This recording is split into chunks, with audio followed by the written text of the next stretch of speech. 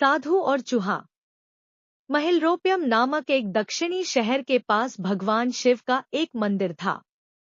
वहां एक पवित्र ऋषि रहते थे और मंदिर की देखभाल करते थे। वे भिक्षा के लिए शहर में हर रोज जाते थे और भोजन के लिए शाम को वापस आते थे।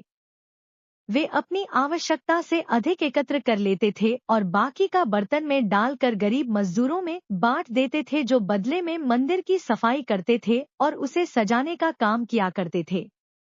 उसी आश्रम में एक चूहा भी अपने बिल में रहता था और हर रोज कटोरे में से कुछ न कुछ भोजन चुरा लेता था। जब साधु को एहसास हुआ कि एक चूहा भोजन चोरी करता है तो उन्होंने इसे रोकने के लिए सभी तरह की कोशिशें की। उन्होंने कटोरे को काफी ऊंचाई पर रखा ताकि चूहा वहां तक पहुंच न सके, और यहाँ तक कि एक छड़ी के साथ चूहे को मार भगाने की भी कोशिश की, लेकिन चूहा किसी भी तरह कटोरे तक पहुंचने का रास्ता ढूंढ लेता और कुछ भोजन चुरा लेता था। एक दिन एक भिक्षुक मंदिर की यात्रा करने के लिए आए थे, लेकिन साधु का ध्यान तो चूहे को डंडे से मारने में था और वे भिक्षुक से मिल भी नहीं पाए। इसे अपना अपमान समझ भिक्षुक क्रोधित होकर बोले, आपके आश्रम में फिर कभी नहीं आऊंगा, क्योंकि लगता है मुझसे बात करने के अलावा आपको अन्य काम ज्यादा महत्वपूर्ण लग रहा है। साधु विनम्रतापूर्वक चूहे से जुड़ी अपनी परेशानियों के बारे में भिक्षुक को बताते हैं कि कैसे चूहा उनके पास से भोजन किसी न किसी तरह से चुरा ही लेता है। यह चूहा किसी भी बिल्ली या बंदर को हरा सकता है अगर बात मेरे कटोरे तक पहुंचने की हो तो। मैंने हर कोशिशें की हैं, लेकिन वो हर बार किसी न किसी तरीके से भोजन चुरा ही लेता है। भिक्षुक ने साधु की परेशानियों को समझा और सलाह दी, चूहे में इतनी शक्ति, आत्मविश्वास और चंचलता के पीछे अवश्य ही कुछ न कुछ कारण होगा। मुझे यकीन है कि इसने बहुत सारा भोजन जमा कर रखा होगा और यही कारण है कि चूहा अपने आप को बड़ा महसूस करता है और इसी से उसे ऊंचा कूदने की शक्ति मिलती है।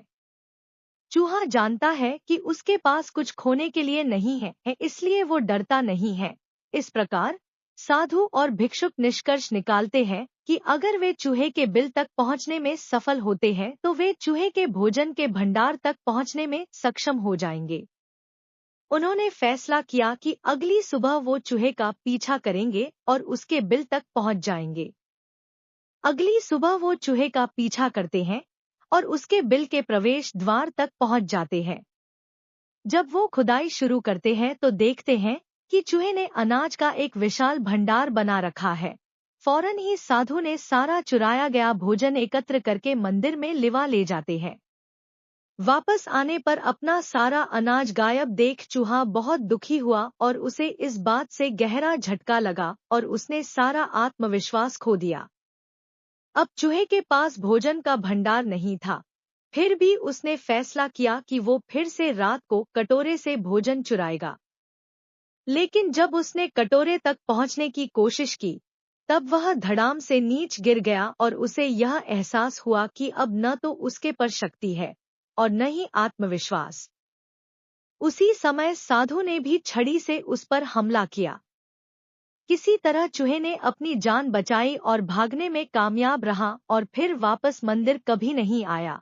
यदि हमारे पास भी संसाधनों की कमी न हो तो हम में भी अद्भुत शक्तियां और आत्मविश्वास की कमी कभी नहीं आ सकती।